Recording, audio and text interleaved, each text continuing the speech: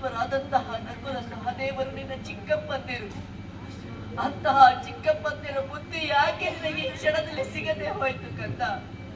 ಮಗ, ಹೇಳು ಮಗನೇ, ನನ್ನಲ್ಲಿ ಒಂದು ಮಾತಾಡು ಕಂದ. ಇಷ್ಟಕ್ಕೆಲ್ಲ ಕಾರಣ ನಾನು, ಆ ವಿಧಿಯು. ಕಾಲ ಮೂಲ ಇದಂ ಸರ್ವಂ ಅಂತ ಯಾಕೆ ಹೇಳ್ತಾರೆ? ಕಾಲಕ್ಕೆ ನಾವು ಅಧೀನ ಆಗಿರಬೇಕು ವಿನಃ ಕಾಲ ನಮ್ಮ ಪಾಲಿಗೆ ಅಧೀನ ಆಗಿರುವುದಿಲ್ವಂತೆ.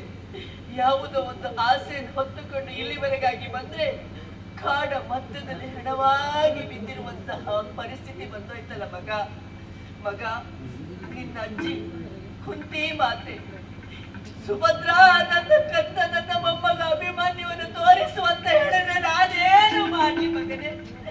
ಅವರಿಗೇನು ಉತ್ತರ ಕೊಡ್ಲಿಕ್ಕಂತ? ಅಲ್ಲ ಅಲ್ಲ, ಎಲ್ಲರನ್ನು ಸುಧಾರಿಸುತ್ತೆ.